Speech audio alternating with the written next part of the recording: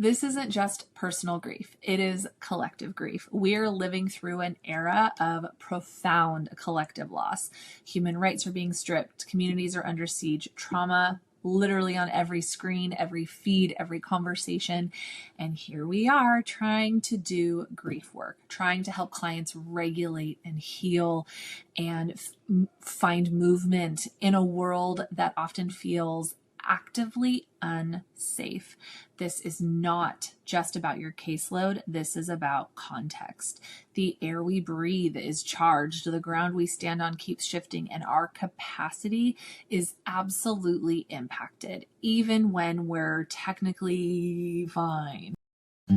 Welcome to Grief is the New Normal. I'm Dr. Heather Taylor, a licensed psychologist and grief specialist, here to help change the conversation about grief and build community and connection while we all adjust to this new normal we are living in. This podcast is for you if you are grieving or if you are supporting someone in a season of grief. I'm glad you're here. All right, folks, welcome back to Grief is the New Normal. I'm Dr. Heather Taylor, and this is part 3 of our series for clinicians, coaches, and helpers who are holding a whole lot right now.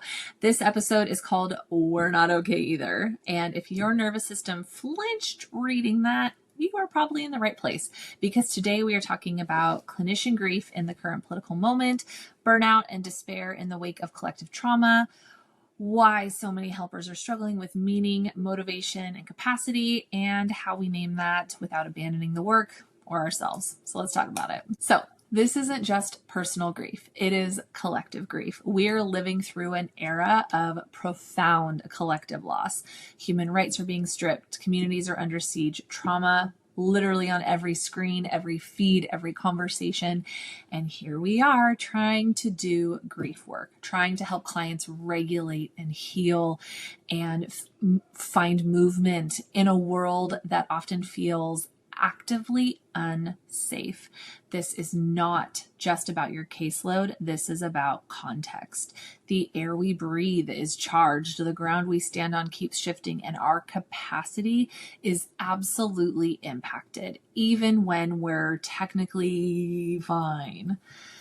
So let's name some of the grief that shows up for clinicians and coaches right now. There is grief that the system we work in is broken.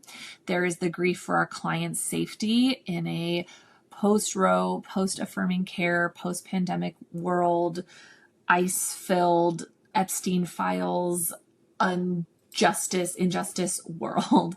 That is the world that we are living in. And our client safety, our own safety is on fire, is at risk right now. Grief that our compassion feels tapped out. I cannot tell you the number of times I hear from clients and even supervisees and fellow clinicians, we just feel like we are running on empty. And every week it's like the horrors persist, right?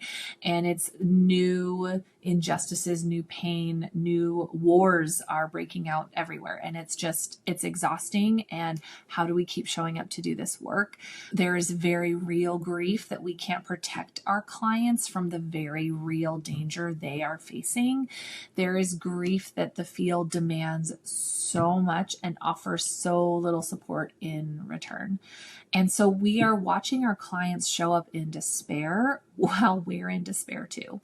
We are writing safety plans for people impacted by legislation that hurts us too.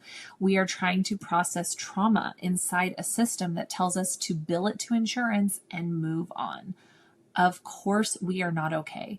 Of course, we are burnt out. Of course, we are grieving. So it's very easy to think we're just exhausted. We're just overextended. But a lot of what we're feeling is grief. The fog, the apathy, the loss of joy in the work, the quiet, what's the point, the longing for something to feel meaningful again. That's not just burnout. That's moral injury. That's systemic grief. And when it goes unspoken, it festers. We start to feel isolated, ineffective, resentful, even hopeless. And we keep showing up anyways because we care, because we're trained to, because people need us. And at what cost? So this part's for you if you've been ignoring your own limits. You are not a machine. You are not AI. You are not a martyr. You are not built to hold grief and injustice and caseloads and admin work and every trauma story without tending to your own wellness. Some things that are not signs of failure: saying no to new clients, taking a political action day off, taking a grief day, saying, I can't hold this story today, and that doesn't make me a bad therapist. Stepping back from clinical work for a season. You can love this work and need distance. You can care deeply and still need boundaries. You can be heartbroken and still a damn good clinician. So here's what I'm hearing from colleagues and clients, and even from my own body, is people are overwhelmed by grief. Therapists are feeling like emotional first responders in a system that's collapsing. Coaches are carrying the emotional labor of injustice without language for it. And we are just absorbing so much and feeling guilty for needing to rest. So here's what I want to say to that. You are not alone. You are not weak, and you're not doing this wrong. You are just trying to stay regulated while the world keeps testing your nervous system. You are grieving quietly, or maybe not so quietly, constantly and collectively. Thinking about, what do I need? What are these micro moves that I can take? I often talk about this with clients, right? It's the big sweeping actions. I don't have the sustainability for that. I have ADHD. I have a hard time getting things started, and I have a hard time keeping them consistent and finishing, which is why there's been such a gap in podcast episodes for a long time. It took a while to get the wheels moving again in a way that was sustainable for me, especially when you log into your social media of choice, you turn the news on, you listen to the Daily Show, and there is just so much active trauma happening. We're in a war right now, and many of us are not okay with that. We're not in support of that. There is pain everywhere we look, and we want to make change. We want to make a difference. We want to contribute, and maybe our bodies are starting to freak out. Our nervous systems have been so unregulated for the last year plus, and it's just a lot. And that's even coming out of this post-COVID space. We are all just struggling to keep it all together. And in working with clients, when we're grieving, we want to make all these changes because we want the pain to end. We want something to feel different. And I think in this moment, this season, the big grand changes where I'm going to start 75 hard and I'm going to do it perfectly and I'm going to start tomorrow, not necessarily realistic or sustainable. And I know for me, like, I was a competitive athlete growing up. So when I think of moving my body or working out, I got to at least work out for an hour, because otherwise it's not worth it, or it doesn't count, or it's not actually making a difference. And so dialing back those performative expectations to these micro moves, these micro changes that are actually sustainable. Okay, so I lay out on my floor in my little office for 3 minutes between sessions and just feel the ground beneath me, reorient to the moment. Maybe I go outside for 2 minutes and breathe in the cold air. I'm in Washington State. It's 50s, 40s right now. And that cold air is refreshing. It's regrounding. I get to look outside and there's a forest that's amongst the development that I live in. So I can breathe in the forest from a distance, taking water breaks during session. But it's those micro choices throughout the day that are adding up to something big, because a lot of us, we don't have the hour to go do the workout. We have too many other expectations, obligations, demands on our capacity and our time and our energy. And so how do I be intentional with those mini moments that I have throughout the day, and not like many moments, mini, M-I-N-I, mini moments throughout the day. And those mini moments are going to add up to something bigger, because I don't have the energy to go do the hour. So maybe it's a 5-minute chunk here. Maybe it's the 15 minutes of walking my dog. Those add up to something bigger. And then you're having these micro moments to reorient throughout the day. You know me, I love a metaphor, I love a visual. And one of my favorite ones I use with clients is understanding what levels that we're at. When we start out the morning, more often than not, we start in the green zone, right? That's our lowest level of activation. Depending on where you live, you might start your morning in the yellow zone because that's just the world that we're in right now. There's just a lot of really heavy, hard input everywhere. And so maybe we start our day in our yellow zone. What's going to help us get into green? So instead of ignoring the activation that we're currently feeling, how can I orient, ground, support myself somatically so that I can exist throughout the rest of my day in a different way, in a more grounded, healthier way? And so I am going to do 3 minutes or 5 minutes to just try to move myself closer to the green zone or stay in the green zone. And then the trick is we have to keep doing that throughout the day. So instead of just letting our nervous system run away like a speeding train, we're going to work on understanding what our different levels are. What are those things that activate us and move us into those different levels, and not ignore it and let the speeding train run away. We're going to work on bringing it back down throughout the day with these micro things that we're doing. So instead of just ignoring that I'm starting my day in the yellow level because that's just where I start, what are 1 or 2 small things that I can do, whether it's take a shower, whether it's drink some cold water, whether it's calling a friend and verbally processing, whether it's listening to music or getting lost in an audiobook. I'm on a huge audiobook kick right now. And that's going to just help regulate my nervous system to get me back into the green zone as I start my day.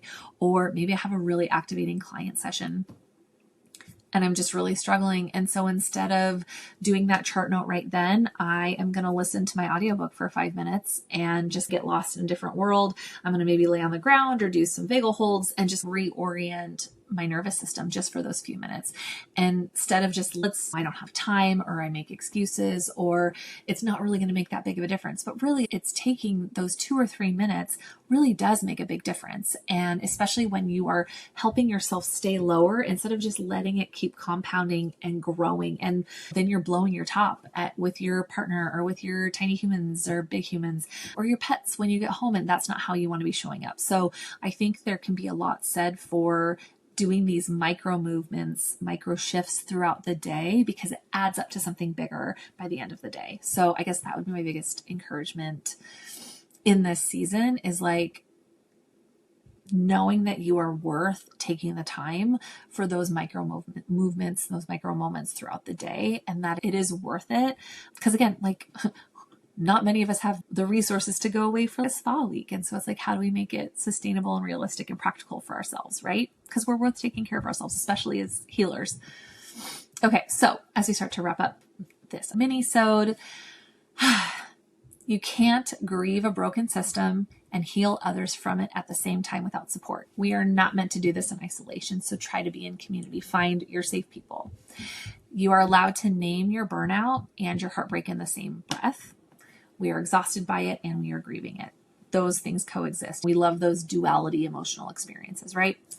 And if your grief feels bigger than your caseload, listen to that. So maybe we don't take new clients for a little bit, or we are building in bigger gaps between sessions. So instead of doing 6 hours back to back, maybe we start on the half hour, or we build in a 30-minute lunch break. For me, I used to give myself an hour lunch break, right? What did I do? I filled it with a client. So instead I do a 30-minute lunch break window because I can't fill that with a client. And that's actually meant that I have maintained a steady lunch break for over a year now, which is huge for me. And it's 30 minutes. And that's been huge for me to have that consistent window. So being intentional with how you're setting up your caseloads. Okay. So here are your reflection, invitation-y questions for this week. 1, what grief are you carrying that isn't clinical and is still real? Number 2, what part of you needs a break from pretending you're fine? And 3, what boundaries could protect your nervous system in this season? So take some time, think about those, enjoy your emotional support beverage while you do, and then maybe go for a mini walk after, just a walk around the block for 10 minutes. So in part 4, we're going to round out this series with a final reflection on what it means to grieve as a clinician, a coach, or a healer in a sustained way. Not a one-time crisis, not a moment of overwhelm, a lifestyle of care, one that includes grief as part of your professional identity, not something to hide or fix. So take care of your burnout, your grief, your humanness. Remember to be kind to yourselves, and I will see you next time. Take care. That's it for today's episode of Grief is the New Normal. If this conversation resonated with you or you think it might benefit someone else, please share it. Sharing can open doors to healing, understanding, and normalizing these griefy conversations. If you're craving deeper insights or ongoing support, consider signing up for the Grief Gap newsletter. It's packed with resources, tips, and personal stories to help you navigate your grief journey. Visit the website www.griefisthenewnormal.com to subscribe. For those who prefer a more personal touch to their healing process, check out my grief journal, Authentically Unapologetic. It's designed to help you explore your grief on your own terms, with prompts and exercises that encourage reflection and growth. I'm Dr. Heather Taylor, and I look forward to our next meaningful conversation. Our soothing tunes are provided by the Datacorns. If you're interested in sharing your story, collaborating, or learning more, please email me at hello@griefisthenewnormal.com. You can also stream the episodes on YouTube for more engaging content. Until next time, keep exploring your grief with intention and support, remembering you don't have to do this alone.